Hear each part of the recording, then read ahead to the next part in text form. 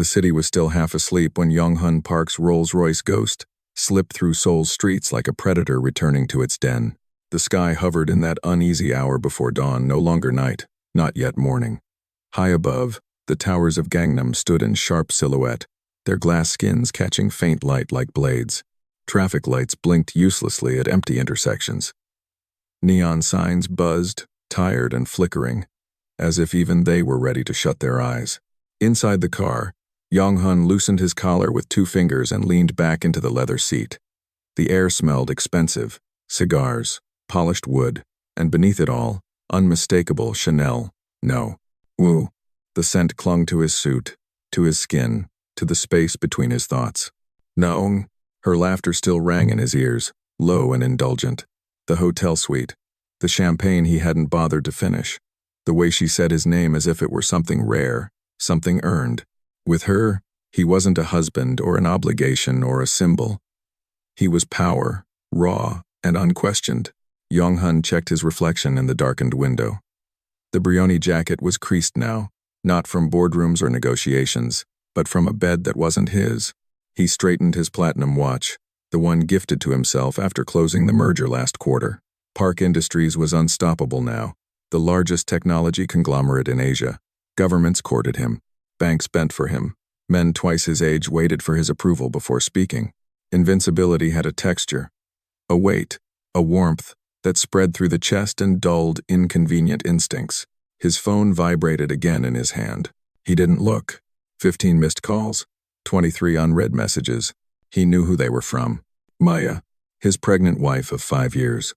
Always anxious, always hovering, always wanting reassurance that bored him to exhaustion. Doctor appointments, nursery paint colors, her soft, careful questions about whether he'd be home for dinner. He scoffed quietly and slipped the phone into his pocket. Pregnant women, he muttered, adjusting his cuff. So emotional. The driver said nothing. The Rolls-Royce slowed as they approached the residential tower, a fortress of glass and steel overlooking the Han River. Yong Hun's name wasn't on the building, but it might as well have been. He owned 3 floors outright, including the penthouse, 7,000 square feet of imported marble, Italian fixtures, and art purchased less for meaning than for price. The car stopped. The door opened. Yong Hun stepped out, the chill of the early morning biting through his suit. He paused, staring up at the height of the tower, feeling that familiar satisfaction swell in his chest. Everything he touched expanded.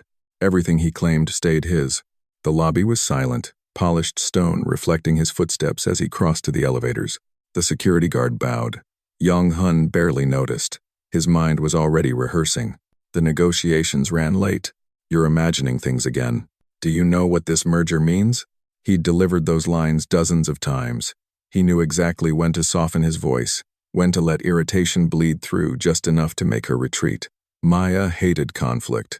She always folded eventually, retreating into that quiet disappointment he preferred to deal with later, or not at all. The elevator doors closed. Before we dive deeper into this story, let me know where you are watching from. As it began its ascent, Yong Hun finally exhaled. The ride felt longer than usual.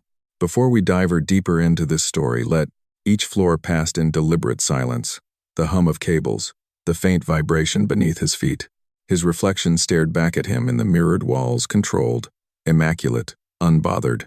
And yet, something prickled at the base of his neck. His phone vibrated again. He ignored it, stared instead at the floor, numbers climbing higher, higher, as if counting down to something he couldn't quite name. When the elevator slowed at the top floor, Yong Hun rolled his shoulders, preparing himself for the inevitable tension. The doors slid open. Silence greeted him. Not the strained, watchful silence he was used to. Not the brittle quiet of a woman holding back tears. This was different. This silence was hollow. Final. The lights in the penthouse were dim, early morning gray filtering through floor-to-ceiling windows. The vast space felt wrong, too still, as if the air itself had been drained of warmth. Maya, he called, irritation already creeping into his voice. No answer. His footsteps echoed as he moved farther inside. Marble underfoot. Art on the walls. Everything pristine. Everything untouched. And then he saw it. On the antique glass table near the entrance, one of the few pieces Maya had insisted on keeping, Bought during their trip to Venice, sat a diamond necklace. Not just any diamond. A rare pink stone, custom cut. The same collection as her wedding ring. Chosen to match the magnolia she once told him, symbolized endurance. Beside it lay a single folded note. Yong Hun stopped walking. The room tilted. For a heartbeat, his mind rejected what his eyes were seeing. This was wrong. This didn't fit the pattern, Maya cried. Maya confronted. Maya waited for explanations. Maya did not leave jewelry behind. His throat tightened as he stepped closer. The necklace caught the faint morning light, scattering it across the glass table like shards. The note was written in her handwriting, precise, controlled, elegant. No smudges, no hesitation. A cold sweat broke across his back. He glanced around, suddenly aware of what wasn't there. The display shelf where Maya kept her designer handbags stood half empty. The carved wooden anklet her grandmother had given her on their wedding day was gone. The refrigerator door stood slightly ajar inside. The prenatal vitamins were missing. So was the sonogram photo she'd taped to the bedroom mirror. The realization hit him harder than any failed deal ever had. This wasn't a fight. This wasn't a threat. This was departure. His fingers trembled as he picked up the note. The paper felt sharper than it should have, edges biting into his skin as he unfolded it. 7 words. That was all. I hope she was worth what you're about to lose. No accusations. No pleas. No explanation. Just truth. Delivered clean and merciless. Yong Hun's breath came shallow now. His pulse roared in his ears. He looked around again, panic, finally breaking through the shell of his arrogance. That was when he noticed the final detail. Near the bedroom doorway, leaning against the wall, lay a framed portrait. Maya's ancestral piece. The one thing she refused to sell, no matter how much he'd offered. A connection to her lineage, to a history she carried quietly. She'd left it behind. Discarded, not forgotten, abandoned on purpose. A severing. Something cold lodged itself in Yong Hun's chest. If Maya had walked away like this, methodical, deliberate, erasing herself from his life, then she hadn't just suspected. She knew. And if she knew, someone had told her. Someone with motive. Someone with reach. Someone already moving against him. For the first time in decades, Yong Hun Park felt a sensation he barely recognized. Fear. Not the fear of scandal or loss of reputation, but the deeper kind. The kind that crawled under the skin and whispered that the game had started without him, that he was already behind. If you've ever seen a life collapse in a single morning, take a second to pause here. Like this video if you understand how quickly power can turn into isolation. And tell me, what would you do if everything you built vanished before the sun fully rose? Yong Hun stood alone in the center of his empire, staring at a table where love had once been displayed like a trophy, and realizing too late, she hadn't left in anger. She'd left with intent. The penthouse, once a monument to Yong Hun Park's dominance, now felt like a crime scene. Each step echoed against the cold marble floors, sharp and accusing. He stopped at the edge of the living room, squinting into the shadows as if the walls themselves had removed the warmth that had once filled them. His eyes traced the familiar shapes of luxury, but the life within them was gone. Maya's presence had always softened this place, her laugh in the kitchen, the casual chaos of her art, the soft clatter of books left open on tables. Now it was stripped clean. The display shelf that once held her designer handbags carefully arranged in ascending height stood barren. Only a single black case remained, tilted at an angle that spoke more of abandonment than carelessness. Every missing bag was a statement, every empty shelf a testament to deliberate erasure. He moved to the bedroom doorway. The frame of her great-grandmother's portrait had been shoved to the floor, glass intact but cold, its significance undeniable. That portrait had been her anchor, the only link to the heritage she refused to surrender. And yet, she had left it there, as if to tell him, I take nothing else. His chest tightened. The prenatal vitamins, the sonogram image, the neatly folded maternity clothes in the closet, they were all gone. Each absence hit harder than the last. These weren't just items, they were evidence. Evidence of a meticulous departure, a mind at work. She hadn't fled impulsively. She had planned. Yong Hun opened the closet doors fully, staring at the empty hangers. Dresses in pale silks, tailored coats in neutral tones, blouses embroidered with details he never noticed they were gone. Each hanger held the ghost of memory, a reminder of how much he had ignored while thinking he held control. The air felt heavier. He ran a hand down the marble banister, feeling the cold seep into his palm. Panic was slow to rise at first, subtle, teasing but insistent. This was not merely a woman leaving a marriage. This was strategy. She had left carefully, methodically, leaving just enough behind to make him realize the depth of what he'd lost. He wandered into the study. Books lined the walls in perfect order. Yet Maya's contributions, her curated editions of art, theory, and poetry, had vanished. The sketchbooks she had filled with ideas, the journals she had kept to record her thoughts gone. It was as if the part of the penthouse that had been hers had been excised entirely, removed without a trace. Yong Hun's fingers trembled over the empty shelf where her journals had been. He had never read them, never wanted to. He assumed ignorance was safety, and now ignorance had become a trap. She had a record of her own reality, evidence of his failures, catalogued meticulously. He leaned against the wall, pressing his forehead to the smooth surface, feeling the cold pierce his skin. A voice whispered through the emptiness, "You did this to her." He shook it off. No, she had been influenced. Someone must have helped her. Someone outside his orbit. Someone capable of penetrating even his carefully constructed life. And yet, deep down, the truth was undeniable. She had known. Every subtle dismissal, every moment he had neglected her, every unspoken insult, all of it had been seen. She had been watching him, calculating, waiting for the right moment. The moment had arrived.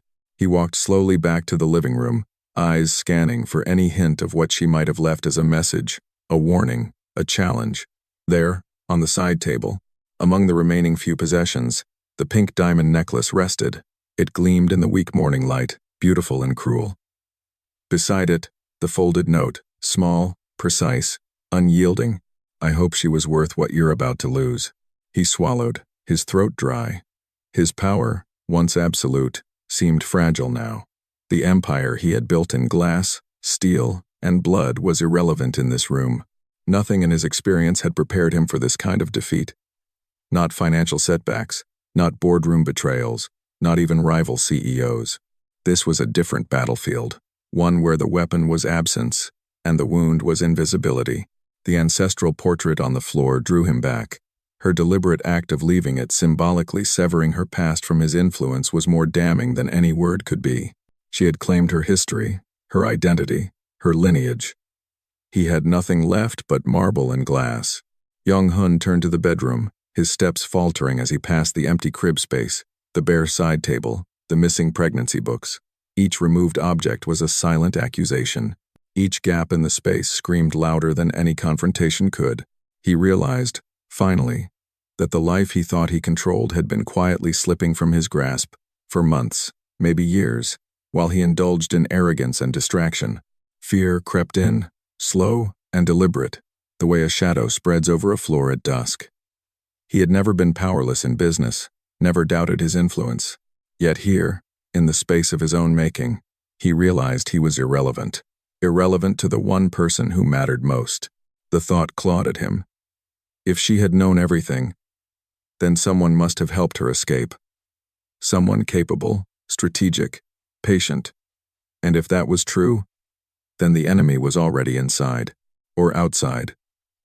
Somewhere in the city, watching, guiding, waiting, Yong Hun Park had spent his life believing that control was a tangible thing, that dominance was maintained through visibility and vigilance. But control had no form when absence became a language, when silence was a statement. He was powerless not because of a lack of resources, but because he had failed to notice the empire of his marriage was built on compliance, not loyalty. He sank onto the edge of the sofa, the morning light catching his platinum watch. He stared at the diamond necklace again. Its clarity mocked him. Its presence reminded him of everything he had ignored, the soft arguments, the quiet disappointments, the subtle rejections that had piled up like dust beneath the ostentation of wealth. And the note, folded so carefully beside it, whispered a truth he could not deny. She had known, she had waited, and she had acted with precision. Yong Hun Park, the man who had once bent markets to his will, now felt the first stirrings of something far more dangerous than anger.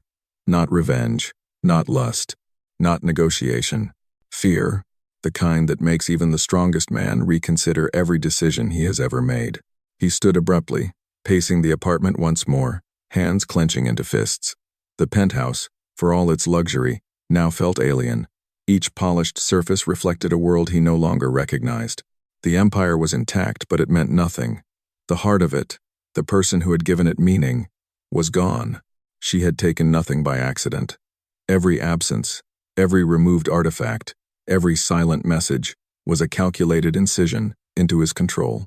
She had stripped him bare, not financially, not materially, but psychologically. And in that void, for the first time in decades, Yong Hun realized that he was no longer the master of his own story. She knew, and fear whispered in his ear. She always knew. The penthouse was quiet now, but Yong Hun's mind refused to mirror the stillness. Shadows stretched across the walls, reminders of laughter and music that had vanished, and with that silence came memory flashbacks, sharp and intrusive, unfolding like slides in a forgotten gallery. He remembered the first time she had tried to tell him something mattered to her. A winter evening, snow tapping against the floor-to-ceiling windows. Maya had been at her desk, hands trembling over an essay for an international art journal. Yong Hun had entered, smelling faintly of another woman's perfume. Nang. Though he'd never confirmed it aloud, Maya had not looked up immediately. Her voice was soft, hesitant, like a whisper against the roar of his ambition. Yong Hun, I can't be your trophy anymore. He had laughed softly, dismissive. Dramatic, he said. You should be grateful for what you have. Millions would trade places with you to live in my world. Her hands froze mid-gesture. Her eyes dimmed ever so slightly, though she masked it with a polite nod. In that moment, he had thought nothing of it. The betrayal wasn't hers, it was in his perception. In his arrogance that dismissed her voice. Another memory. The night of the first ultrasound. She had approached him with the phone in hand, showing the flickering heartbeat of their child. I thought you'd want to see it, she whispered, hope lacing her words. He glanced at it briefly, only long enough for a vibration to distract him. A message from Nang. Board emergency, he muttered, turning away. Her face fell, though she concealed it with quiet dignity. He didn't notice. Not then, not ever. And then came the countless nights where she had tried to bridge the growing distance. Candlelit dinners meant to coax conversation, which he interrupted with phone calls. Walks through Gangnam streets, her hand lightly brushing his, ignored as he calculated boardroom maneuvers in his mind. Small gestures, coffee cups lined neatly for him. Letters tucked beneath pillows, the subtle scent of vanilla lotion, each one rejected, unappreciated, or simply unseen. Even her laughter, once a symphony that filled his apartments and offices, had become background noise he didn't register. Until it vanished entirely. He remembered the first confrontation that had mattered, at least to her. A summer evening at the Art Foundation. She had asked if she could continue her work with the curators, retain some semblance of independence. Yong Hun's response had been casual, dismissive. Your work isn't here anymore. You're mine now, Maya. That's enough. Her eyes had burned with a quiet fury. She had turned away, shoulders stiff, a single word left hanging in the air. Control. Control. That had been the first brick in the wall she would one day climb.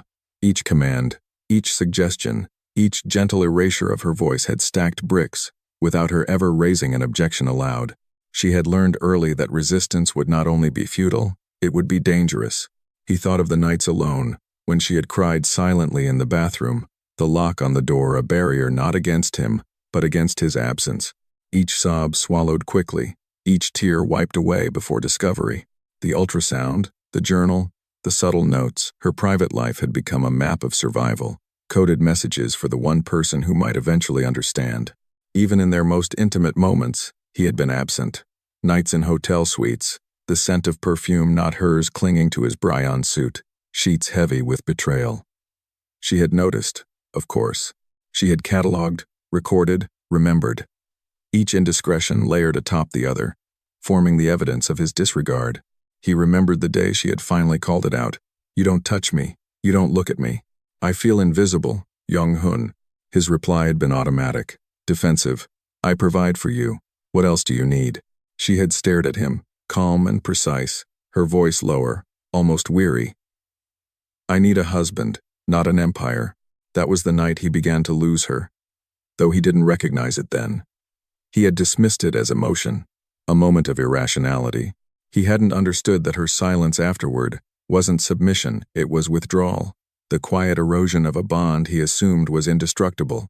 He saw her in the gallery, years prior, excitedly gesturing toward a new exhibition she had curated. He had criticized the lighting, the spacing, the choice of frames, each correction, each insistence that her artistic decisions be filtered through his lens had slowly chipped away at her spirit. He thought he was helping her, guiding her. She had known better. She had endured, and she had planned. Another flashback. The morning she had left the house for what he assumed was a trivial appointment, her bag light, her face calm. He had watched her go, confident she would return to his life because she had no alternative. He was wrong. She had already begun collecting the pieces of her escape, cataloging everything, building the structure of her departure while he remained oblivious. All these memories, overlapping and insistent, formed a pattern too clear to ignore. The gifts he had bought, the luxury he had provided, the control he had wielded it had been meaningless, not because it wasn't lavish, but because it had been hollow, transactional, a substitute for presence. The crimes committed in private, the small erosions of her autonomy, had echoed louder than any public victory he had ever celebrated. He staggered back against the wall, eyes fixed on the penthouse's sterile perfection. The silence pressed down like a vice. He realized that the emptiness surrounding him was not just physical, it was emotional, spiritual, strategic. Maya had been eroded by neglect, not by confrontation, and she had reclaimed herself in absence, silently, deliberately. Fear slithered through him again, colder and sharper than before. She had known everything: the affair, the disregard, the subtle gaslighting, the empire he built at her expense. She had catalogued it all, and now she had acted. Yong Hun Park, who had once measured power in skyscrapers, stock prices, and whispered deals, finally understood the weight of private betrayal, the slow, quiet crimes he had committed against love, respect, and trust were far more damning than any corporate rival could ever deliver. The flashbacks ended as abruptly as they had begun. He was left in the present, staring at the empty penthouse, the diamond necklace and folded note lying like a scalpel on the side table. The memory of her voice, calm and deliberate, echoed louder than any boardroom insult. "I can't be your trophy anymore." And in that echo, Yong Hun understood the truth. She hadn't just walked away. She had been walking all along. Her departure had been inevitable, built on a foundation he himself had laid, brick by brick, through neglect, arrogance, and emotional erasure. Yong Hun's mind churned as the echoes of Maya's absence settled like frost in the penthouse. The threads of his life, the empire, the marriage, the illusions of invincibility were unraveling, and as the pattern of betrayal became undeniable, a single name slithered into his consciousness. Unwelcome and sharp. Kim Ji-woo. Ji-woo. The woman who had rejected him years ago, the one he had once thought inconsequential. At the time, she had been a rising star in the Korean business world. Sharp, audacious, unapologetically ambitious. Yong Hun had attempted charm, persuasion, even veiled threats to bend her to his will. Each effort had been repelled with a grace that frustrated him more than any financial setback. Ji-woo had not just said no, she had outmaneuvered him publicly, a lesson he had chosen to suppress, buried beneath board meetings and accolades. But now, in the quiet aftermath of Maya's disappearance, Ji-woo's presence felt imminent, omnipresent. Yong Hun imagined her in her sleek office overlooking the Han River, fingers tapping lightly on the glass, eyes narrowing as she orchestrated another move he hadn't anticipated. She had power, economic, social, psychological, the kind of power he respected, resented, and feared. Maya had admired her once. Yong Hun remembered conversations they had had at charity galas and exhibitions. Maya's eyes lighting up as she spoke of Ji-woo's decisiveness, her ability to balance ruthless strategy with an unflinching moral code. He had dismissed it as jealousy on his wife's part, a fascination with a woman she couldn't possibly emulate. Now he realized it had been inspiration, a map Maya had studied in secret, plotting her own liberation. He recalled the first gala where the two women had been in the same room. Ji-woo, composed in an elegant black suit, had greeted Maya with nothing but acknowledgement and respect. No small talk, no patronizing advice, just a recognition of talent. Yong Hun had stood nearby, feeling the subtle but undeniable shift in dynamics, irritation rising in his chest. He had underestimated the gravity of her presence then. He wouldn't make the same mistake again. The rivalry between Yong Hun and Ji Woo was not one of casual competition. It was strategic warfare, silent but lethal. He had underestimated her before. Now she had become an ally to the one person who had been quietly dismantling him from within. Maya, his wife, had aligned herself with the woman he had feared professionally, a woman who had publicly questioned his ethics, a woman whose empire rivaled his own. Yong Hun pictured Ji Woo smiling softly at Maya's emerging confidence, approvingly, guiding without interfering, offering resources that he could never intercept. He imagined the calm precision with which Ji Woo would approach the situation, anticipating his every move before he even thought to act. She was methodical, unyielding, and utterly brilliant. The thought made his chest tighten. For the first time in decades, Yong Hun felt outmatched, and yet, his ego refused to accept full defeat. The idea that Ji Woo might be working with Maya was inconceivable, a threat that gnawed at him, inflamed by jealousy rather than reason. The mere suggestion that his wife, whom he believed so fragile and malleable, had sought counsel from a woman he had once deemed a rival, ignited a storm in his mind. He replayed interactions between Maya and Ji Woo, fleeting glances at charity auctions, subtle coordination at gallery openings, whispered conversations he had dismissed as inconsequential. Every oversight now became evidence of a conspiracy he had failed to anticipate. The strategic stakes were immense. This was no longer about marital betrayal or personal humiliation. Maya's alignment with Ji Woo transformed loss into tactical vulnerability. His empire was at risk not just from the financial supervisory service, which he barely considered a challenge, but from two women who understood the levers of power he had manipulated for years. They could dismantle everything with precision. He thought back to the first professional affront he had suffered at Ji Woo's hands. A merger he had assumed would be his triumph had been quietly sabotaged, subtly redirected, leaving him with the illusion of success but a fracture in his control he hadn't noticed. At the time, he had blamed the board, the market, the unpredictable nature of business. Now he realized the true architect had been Ji Woo, not out of malice, not out of vendetta, but because she never played by rules designed for men like him. Yong Hun's pulse quickened as he imagined the two of them, Maya and Ji Woo, working together. Maya, with her meticulous documentation, her patience, her intellect. Ji Woo, with her ruthlessness, her networks, her ability to weaponize law, influence, and strategy. It was a combination he could not overpower with money, with threats, or even with charm. He was being outmaneuvered in every dimension that mattered. He clenched his fists, pacing the polished floors of the penthouse. The skyline beyond the windows glimmered like 1,000 tiny indictments. He could see the path laid out clearly now. Maya had not fled blindly. She had calculated, aligned, and executed.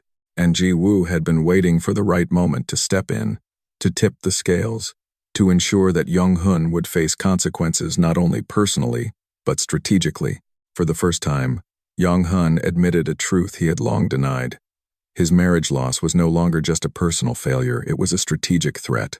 Every misstep, every betrayal he had ignored or justified, now had the potential to dismantle the world he had spent decades building. And in the corner of his mind, a single thought persisted, sharp as shattered glass. If Maya and Ji Woo are aligned, then the game has already begun, and I have been playing without knowing the rules. Yong Hun had torn through the penthouse like a man possessed, yet nothing had prepared him for the small, unassuming object lying in the corner of his study. A leather-bound journal, edges softened from daily use, tucked between volumes of art theory he had once derided as useless. He froze, his hand hovered above it, hesitation warring with curiosity. This was hers, the one connection to the woman he thought he controlled, the evidence of the life she had lived in quiet resistance. With a flick of his wrist, he opened it. The first page confronted him like a mirror. I do not recognize the man I married. The husband beneath the ambition and the veneer of care is gone. I wonder if he was ever here at all. A pulse of cold realization shot through Yong Hun. Each word was deliberate, each line a scalpel carving away his carefully constructed self-image. He could feel the scrutiny behind the ink, her eyes tracing his faults, cataloging his absences, measuring his neglect. Page by page, the journal revealed the erosion he had never noticed. She wrote of dinners where he barely spoke, of weekends she had spent alone while he chased acquisitions, of nights in hotels scented with betrayal. Each anecdote precise, emotionally raw, impossible to dismiss. He doesn't touch me. He doesn't look at me. I am a ghost in our own home. My presence is invisible, my voice inconsequential. The words hit him harder than any boardroom ambush. He had always thought absence was inconsequential, that wealth and status could substitute for presence. He had been wrong. Every dismissal, every ignored glance, every subtle act of erasure had compounded into a wall he could not see until it was too late. He flipped to another entry. I think he is seeing someone. Perfume I do not recognize clings to his suits. I cried in the bathroom, silent, so he wouldn't hear.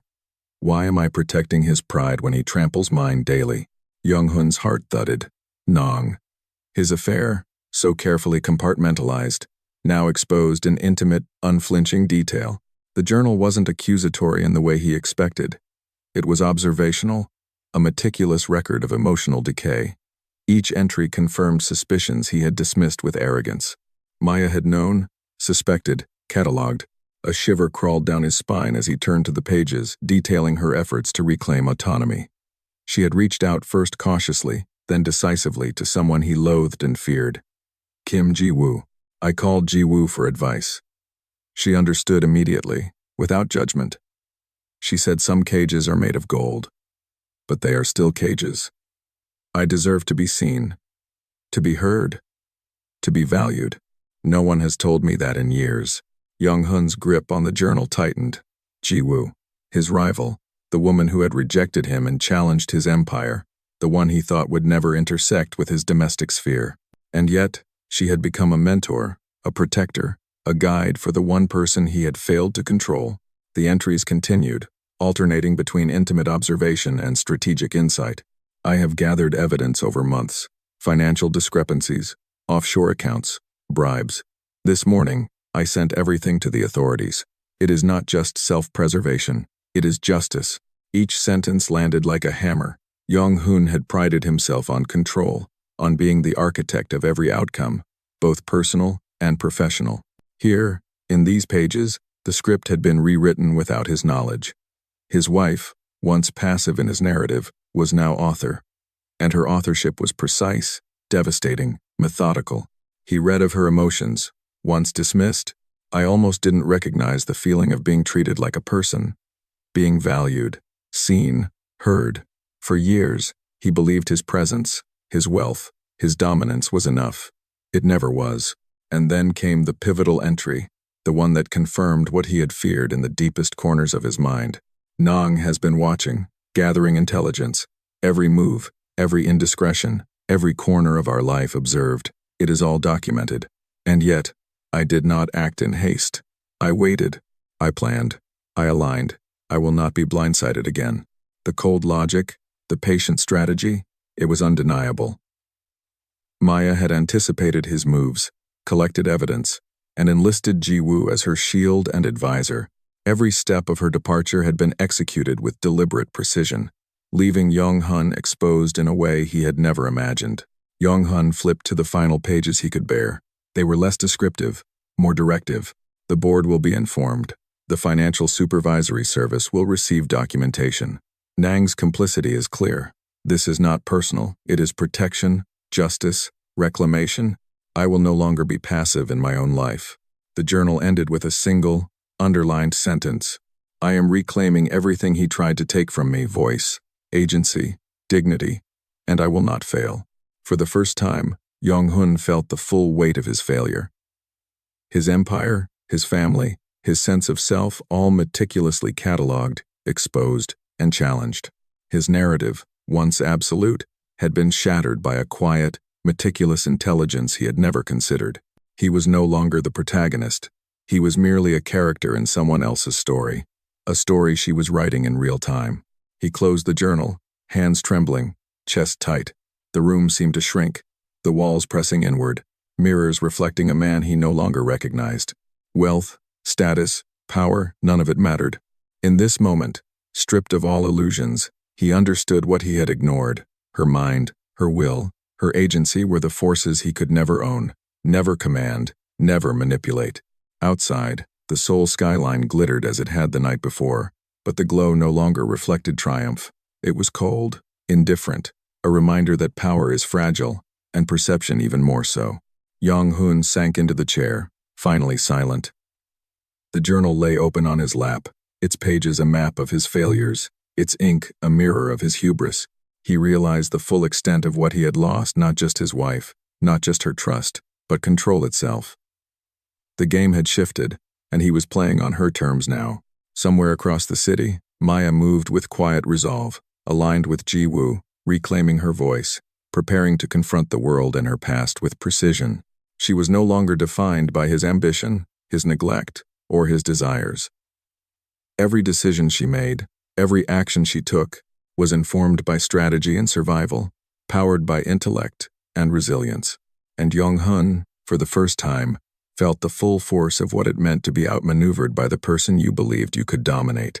The journal remained open, its leather spine creased, its pages whispering truths he could neither deny nor undo. And in that whisper, one unshakable reality resonated. He no longer controlled the story. She did. The morning after the journal discovery, Yong Hun's empire felt smaller, more brittle.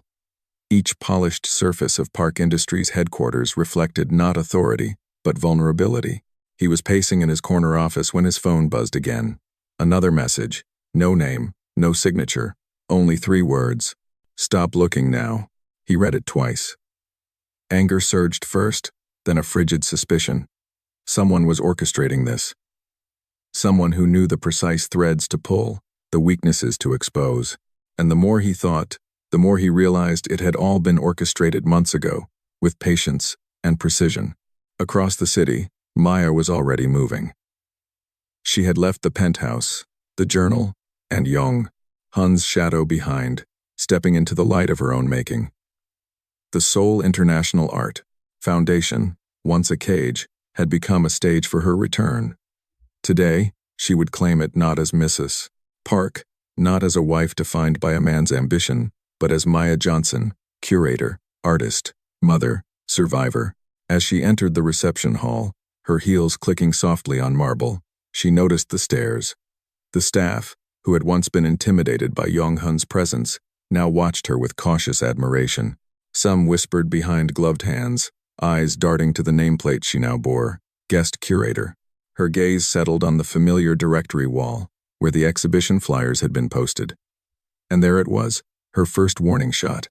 A full-color flyer for an upcoming exhibit, prominently displayed, in bold letters, curated by Maya Johnson Park. Beneath her name, a subtitle listed Ji-woo Corporation as the primary sponsor. Her smile was small, contained. But the satisfaction was palpable. Back at the headquarters, Yong Hun read the next anonymous message. Check the foundation. She's alive. She's back. She's planning. His pulse quickened. He had assumed absence meant weakness. It had never occurred to him that she would return empowered, with allies, and with precision. He was already calculating, already strategizing. But this time, the equation had changed. Maya was no longer a pawn in his narrative. She was an independent variable, unpredictable, intelligent, unrelenting. At the foundation, Maya moved through her former office with a sense of ownership she hadn't felt in years. She greeted her team quietly, nodding at familiar faces, asserting presence without fanfare. Each gesture, each glance, reinforced the subtle but unshakable message. She was back, and she was in command. She paused before a wall of archives, glancing at documents she had once curated meticulously. Among them, she spotted one of Yong Hun's old directives, left carelessly in a folder marked confidential.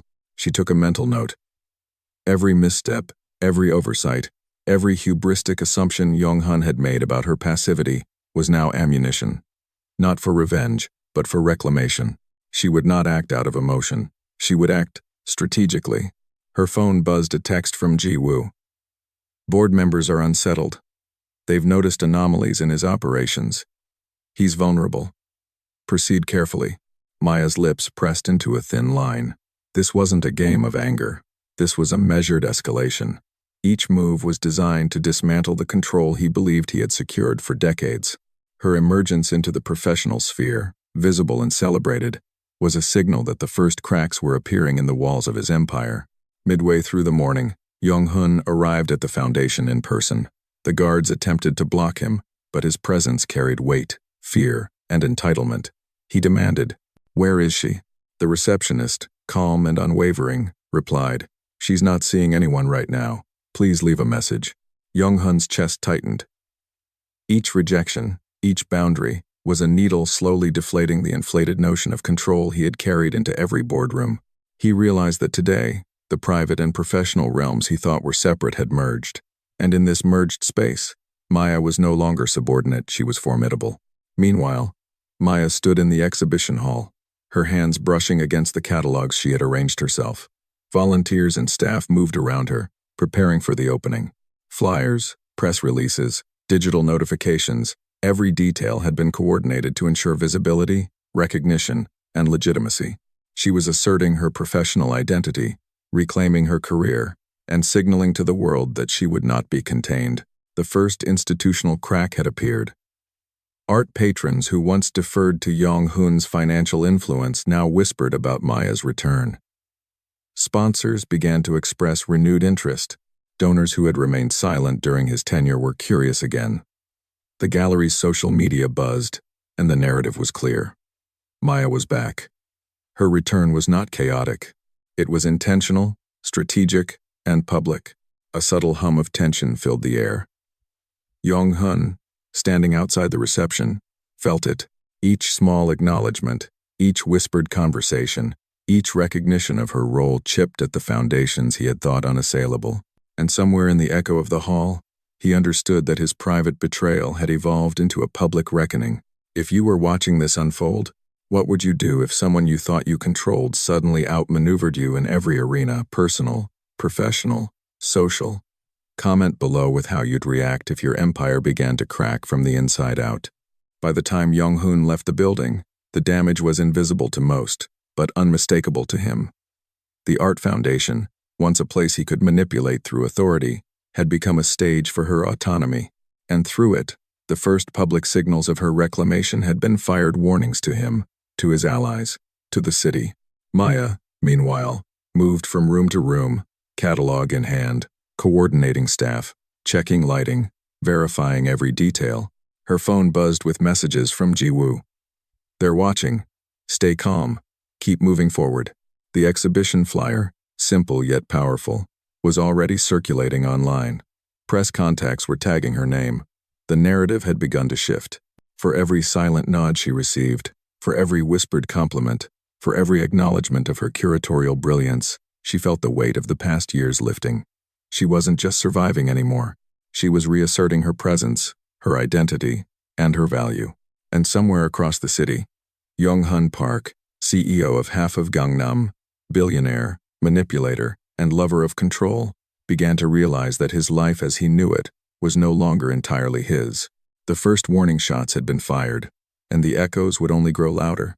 The key card slid smoothly through the reader, and the apartment door swung open to a space that felt impossibly different from the cold opulence of the park penthouse. Warm light spilled across honey-colored hardwood floors, soft rugs, and walls lined with books, canvases, and framed sketches.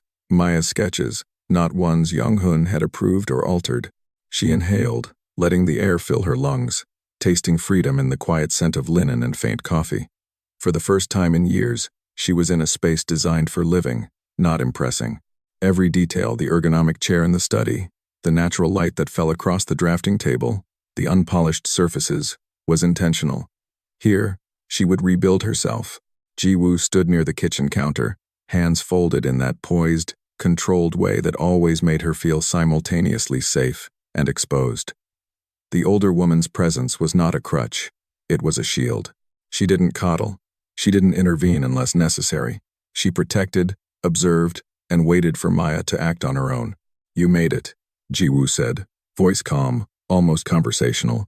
as if they were discussing art techniques rather than the upheaval of a life. "I made it," Maya replied, dropping her bag near the entrance. She felt her belly instinctively, the soft curve beneath her hand, the reminder that she carried both life and legacy. I didn't know if I'd ever get here in one piece." "You're here," Jiwoo said, "and that's enough for now." The apartment was quiet, deliberately so.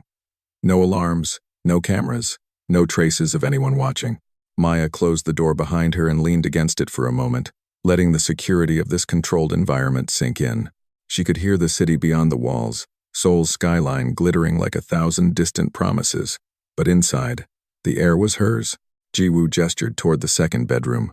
"Studio," she said. "I thought you might want to work, to reclaim a part of yourself you've been denied." Maya's eyes softened. The room smelled faintly of paint thinner and canvas. The tools of creation, not consumption. She ran her fingers over the drafting table, remembering the early mornings, the late nights, the meticulous care she had poured into every exhibition plan, every sketch. For a moment, the fear and grief that had clung to her all morning dissipated. Here, she was untethered. Here, she could be herself. Thank you," she whispered.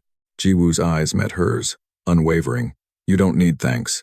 You need clarity and strength, which, by the way, you already have." Maya nodded, swallowing a lump in her throat. Clarity, strength, those were the words she'd been chasing for 5 years without realizing it.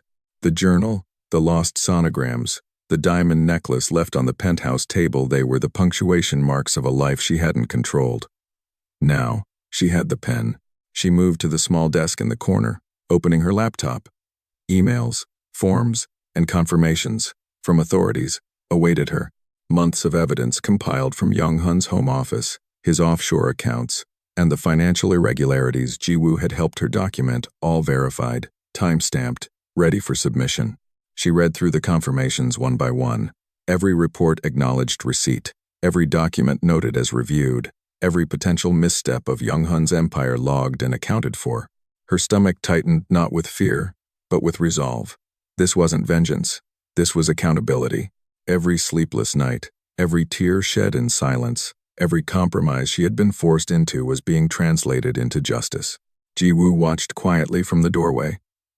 "There will be consequences," she said. "Legally, professionally, publicly. You understand that?" "I do," Maya replied, her voice steady. She felt the weight of her choice, but it no longer crushed her. It empowered her. But it's not about him anymore. It's about reclaiming what's mine, about making sure our child grows up in a world where integrity matters, where fear isn't currency. Jiwoo nodded.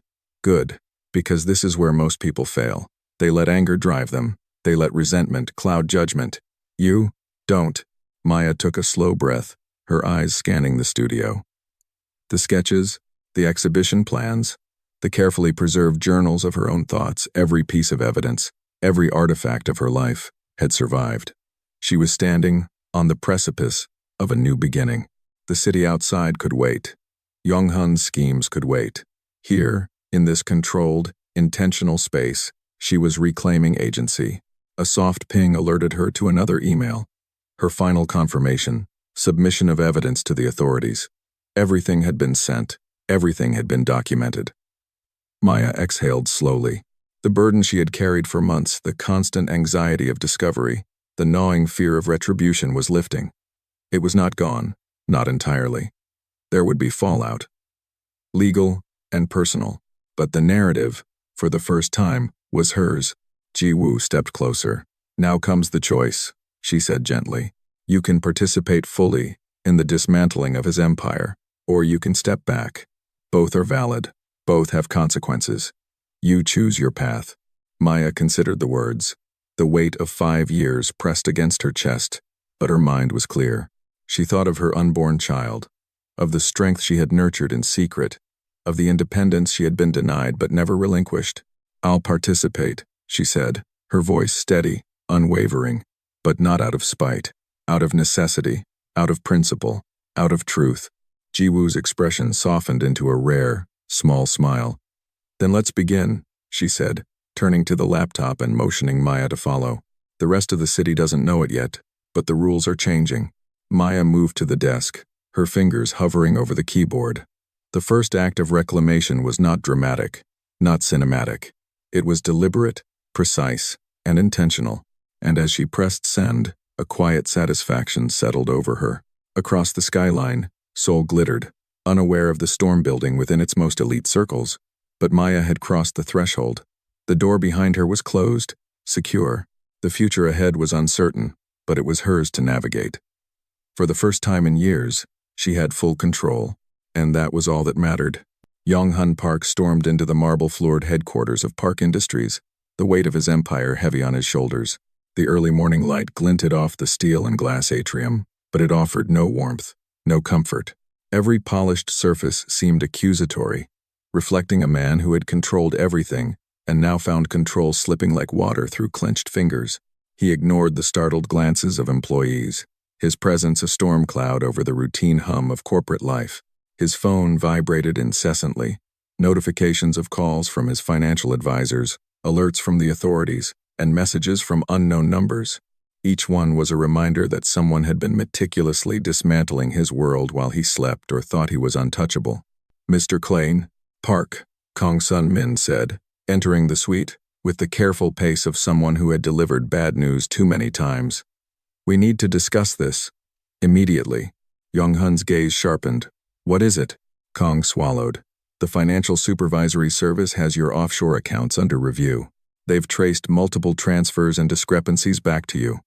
Everything is documented. Every account, every shell company, traceable." For a moment, Yong Hun's breath caught, his mind raced. Only 3 people had access codes: himself, Kong, and Nong. Had Nong betrayed him? Or had Maya somehow found the passwords? The thought roiled in his chest. Rage mixed with panic, and the meticulously maintained mask of his composure began to fracture. "And the board?" he asked, voice tight. "What are they saying?" "They've called an emergency meeting this afternoon," Kong replied, voice low. "Chairman Lee has received comprehensive files detailing financial irregularities going back 5 years. They're questioning your leadership." The room tilted in Yong Hun's perception. Years of dominance, control, and intimidation all threatened. Who would dare?" he muttered, pacing. "This isn't random. Someone coordinated this." "Sir," Kong said carefully, "all evidence points to insider knowledge. The timing, the documentation, it's precise, too precise to be coincidence." Yong Hun's hands clenched into fists. He could feel his empire unraveling piece by calculated piece. Every negotiation he had forced, every acquisition he had manipulated, every employee he had threatened, all now exposed. And above it all, Maya. His thoughts flashed back to her departure. The jewelry, the note, the journal. Every meticulously hidden emotion she had recorded, now weaponized with precision. Every slight, every dismissive remark, every act of emotional neglect collected, filed, and presented as evidence. Minutes later, the boardroom was silent except for the rustle of papers and the faint hum of air conditioning. Yong Hun entered, trying to project authority, but the subtle tension in the room told him everything he needed to know. The thick folder on the table bore the Kim Group logo, Ji-Woo's corporation, the one organization he had always underestimated. Lee, the chairman, did not rise. He simply gestured toward the chair at the table. "Mr. Park, sit. We have much to discuss." Yong Hun's jaw tightened, but he complied, sliding the chair across the floor. The folder was pushed toward him. Inside, every questionable financial decision was meticulously documented: offshore accounts, illicit transfers, bribery, tax evasion. Each page annotated with timestamps, cross-references, and signatures from authorities confirming authenticity. "This," Lee said, voice cutting through the tension like steel, "is evidence of systemic misconduct, spanning half a decade, and it all came to us in a coordinated presentation." Yong Hun's hands shook slightly as he flipped through the pages. Each revelation was a dagger, damning, precise, procedural. He could no longer argue, threaten, or manipulate. Every tactic he had ever employed to maintain control had been rendered useless. "And your personal conduct," Lee continued, "has not gone unnoticed. Offshore accounts, financial mismanagement, and," his gaze sharpened, "an affair that has compromised your integrity and exposed the company to liability." Yong Hun's stomach knotted. "Nong," Every seduction, every moment he had assumed was private, now served as evidence of recklessness and moral failure. "The board," Lee said, placing a hand flat on the table, "has voted. Effective immediately, you are suspended from all executive duties pending regulatory investigation. Legal counsel has been notified." The word "suspended" landed like a hammer. Yong Hun's empire, his carefully curated identity, his sense of invincibility, all reduced to a single, procedural statement. He opened his mouth to speak, but the weight of undeniable evidence silenced him.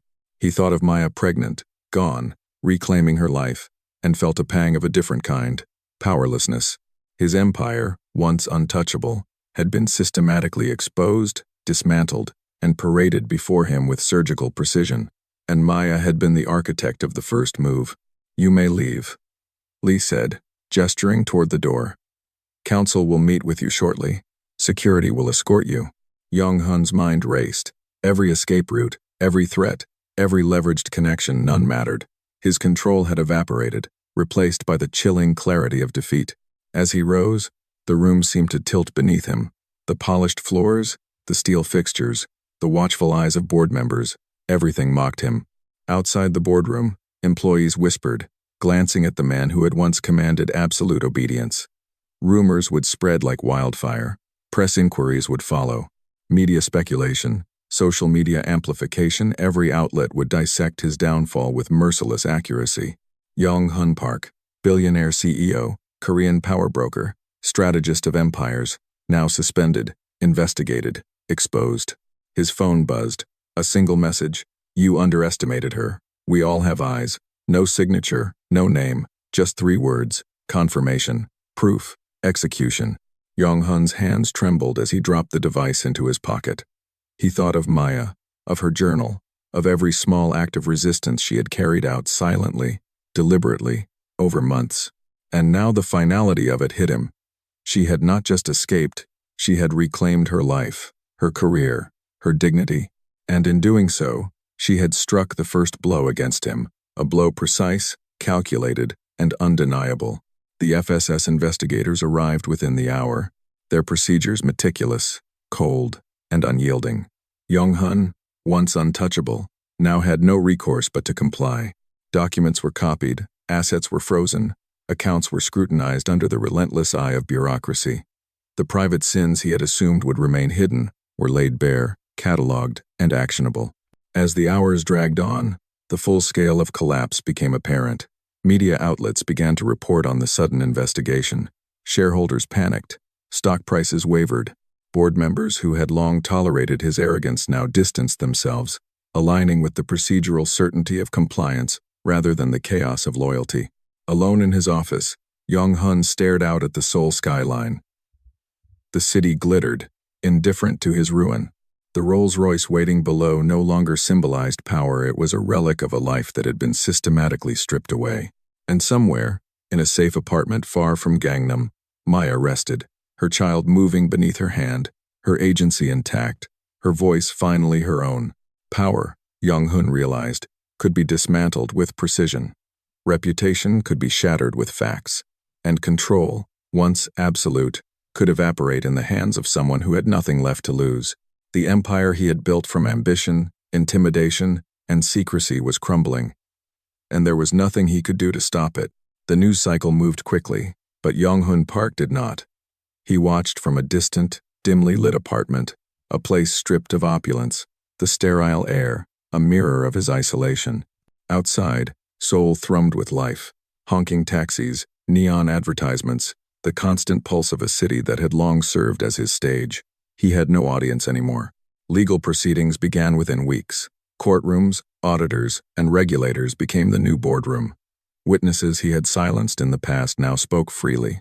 Statements catalogued with precision.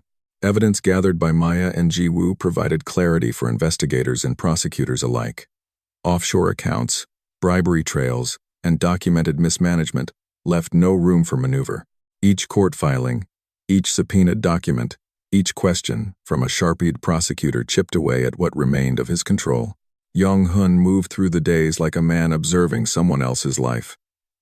There were no dramatic confrontations, no cinematic escapes. just procedural coldness. Each legal motion, each recorded testimony, each notarized ledger confirmed that the empire he had built would not recover. It was a meticulous dismantling, methodical and irreversible. He could see his former colleagues at Park Industries moving forward, some quietly relieved, others opportunistic, but none looked back. Publicly, Yong Hun maintained silence. Press inquiries were ignored. Statements were curt and calculated, designed to avoid further legal complications. Social media churned with speculation and commentary, a relentless reminder of the fall from grace. Former allies whispered. Competitors smiled quietly. And the world outside his sealed apartment continued as if he had never been untouchable. The personal consequences were more acute. Maya remained absent from his life, not as a target of revenge, not as a symbol of victory, but as a living proof that some losses were final. She had reclaimed her career, her agency, and her dignity, leaving no space for reconciliation. The child, his son, grew in a world where he would never assert the dominance Yong Hun had once assumed he deserved. The thought cut deeper than any financial ruin or corporate disgrace. Legacy, he realized, could not be bought or coerced. It was earned, and he had squandered his chance. Even in isolation, Yong Hun could not escape the psychological residue. Memories of his past arrogance haunted him. The silent tears he had ignored. The journal he had refused to understand. The subtle defiance he had dismissed as compliance. Nightmares crept in at irregular intervals, brief flashes of Maya's calm departure. The precise layout of her journal entries. Jiwoo's unflinching gaze. He had once believed power could shield him from consequence. Now he understood it only amplified the consequences when misused. No redemption offered itself. No sudden realization. No reconciliation. No triumphant return. The law moved inexorably, impartial and procedural. Yong Hun's influence, once absolute, was replaced by a quiet emptiness, a vacuum he could not fill with wealth, intimidation, or charm. The empire he had ruled was now a cautionary tale for others, a living example of what happens when hubris meets meticulous resistance. Maya, by contrast, remained intentional and forward-looking. She did not celebrate his downfall. She did not gloat. Her focus was the child, her career, and the life she had painstakingly rebuilt. The power she wielded was subtle but absolute. A life reclaimed, a voice restored, a legacy secured. The contrast between them was stark. He, haunted and immobilized. She, steady and forward-moving. The quietest consequence of all was internal. Yong Hun understood, finally, that some losses were irreversible. Control could be stripped, wealth could be challenged, and dominance could crumble. But the erosion of trust, of human connection, of respect, those were permanent. In the pale light of dawn, Yong Hun watched the Seoul skyline once more. The city glittered like 1,000 indifferent stars, each one reflecting life moving onward without him. The Rolls-Royce he had once trusted as a symbol of mastery was gone, replaced by silence. No letters, no messages, no phone calls, just consequence, cold, procedural, and unyielding. And in that silence, he finally faced the truth he had long avoided. Some power cannot be reclaimed, some mistakes cannot be undone, and some lives, once severed, remain apart forever. Morning light poured into the apartment in gentle waves, reflecting off the walls lined with Maya's art books and carefully framed sketches. The world beyond the windows moved as it always had. Seoul's skyline glittered with ambition, commerce, and quiet secrets, but here, in this sanctuary she had reclaimed, the pace was deliberate, intentional, human. Maya sat at the drafting table, her hand tracing the lines of a new exhibition plan. The tools of her craft felt alive beneath her fingertips again. Brushes, pencils, sketch pads, archives of research. Everything she touched bore her own choices, her own authority, her own vision. She had escaped the gilded cage Yong Hun Park had tried to impose, and for the first time in years, she felt the thrill of unmediated creation. Her hand drifted to her belly, smooth and firm beneath the soft cotton of her blouse. Life pulsed there, steady and insistent. Her son was growing, untethered by the failures of his father, nurtured in a world where his mother's voice mattered. The small kick that made her gasp reminded her daily that her choices had consequences and that some of them, the most profound ones, were irreversible, in the best possible way. She thought of the journal, now safely stored, and the evidence she had submitted to the authorities. Those acts had been about more than revenge. They had been about restoring balance, about ensuring that the future she was building for her child would be grounded in integrity and respect, not fear and manipulation. Every document she had filed, every line of testimony she had provided, had been a step toward a world where her son could grow, understanding that power was not a weapon against the vulnerable, but a responsibility to protect them. The apartment was quiet save for the hum of the city below. Ji-woo had left earlier that morning, promising to check in later. Maya felt no anxiety at being alone. She had learned self-reliance in the crucible of her marriage, honed in the aftermath of its collapse. She was no longer a woman defined by someone else's ambitions. She was her own measure. A delivery arrived, a set of catalogs from the International Gallery, where she had once worked, now inviting her to consult on a new exhibition. Recognition was not a gift, it was validation of her talent and her choices. She ran her fingers over the letters, feeling the weight of accomplishment and the promise of professional rebirth. Stepping to the window, she looked across the city once more. There, among the towers and neon, life continued for everyone else, indifferent to the battles she had fought and won. Yet the distance gave her perspective. She had survived, grown, and emerged stronger, while Yong Hun's empire and the illusion of invincibility it had granted him had crumbled under scrutiny. The contrast was stark, undeniable, and strangely satisfying in its quiet justice.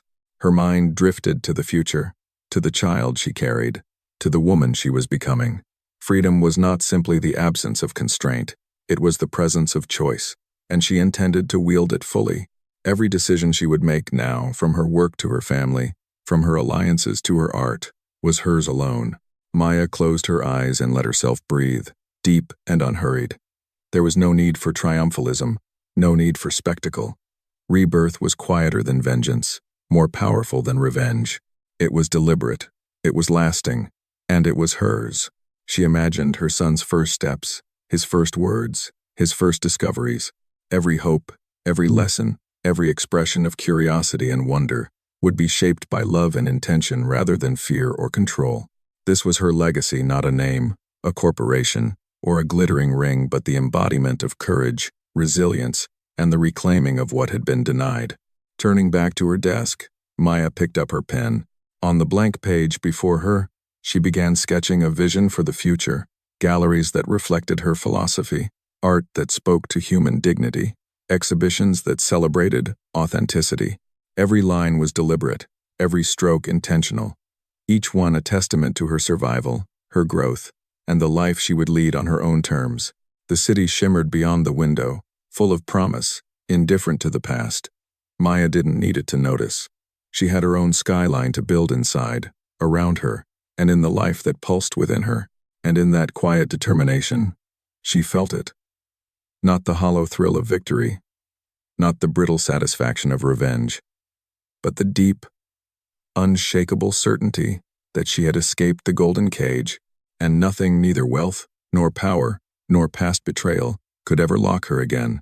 Night had settled over Seoul once again, but the skyline looked different this time. Where once the glittering towers had symbolized ambition, control, and Yong Hun Park's dominance, now they reflected something quieter, more deliberate. Lives moving forward, choices being made, and the city's pulse continuing, indifferent to the rise and fall of a single man. From her apartment, Maya gazed out at the city lights shimmering on the Han River, each reflection a reminder that time moves forward whether we are ready or not. The streets below carried people on their paths, commuters, artists, children returning from school unaware of the storms that had raged in the lives above them. And yet, Maya felt a serene power, a reclamation of her own space and rhythm. She rested her hand on her belly. Her son kicked gently, a tiny pulse of life, hope, and continuity. Every decision she had made, every risk she had taken, had led to this moment, a life thriving within her care, a future no one else could dictate. She had survived manipulation, betrayal, and power games, and she had emerged intact, not by defeating others, but by reclaiming herself. The apartment was quiet except for the soft hum of the city. Ji-woo's presence, a steady, reassuring force, had faded into the background of normalcy. Maya was no longer a woman under guardianship. She was a mother, an artist, a visionary, a force intentionally shaping the world around her. Every sketch on her desk, every plan for her exhibitions, every book lining her shelves, was proof that she had rebuilt her life on her terms. The memory of Yong Hun Park, the man who had once dominated her every moment, was no longer suffocating. His empire had fallen, his power dismantled, and the legacy he had attempted to claim was forever decoupled from her identity. The haunting sensation that had lingered in her chest for years was replaced by clarity. Freedom and agency were the true measure of strength, and she had both. As she leaned against the window, the skyline took on another meaning. It was no longer a reminder of what had been lost or taken, but a horizon of possibilities. The city, in its constant flux, mirrored her own life, rising, falling, changing, evolving. And in that reflection, she felt a quiet peace. The night deepened, and Maya let herself exhale fully, finally allowing the silence to settle not as absence, but as reclamation. The city and she shared a newfound equilibrium, independent, resilient, and alive. Some stories end with vengeance, some with reconciliation. Hers ended with presence, with ownership of self, space, and future, with a life rebuilt from the fragments of what had once been carefully dismantled. The skyline glimmered one last time as Maya turned from the window. Tomorrow, she would continue creating, teaching, shaping, and protecting. Tonight, she simply existed whole, free, and unbroken. If you're watching from Seoul or anywhere under a glittering skyline like this, take a moment to breathe, reflect, and consider your own power to reclaim your life. Subscribe to follow more stories of resilience, strength, and transformation, where every ending is also a beginning.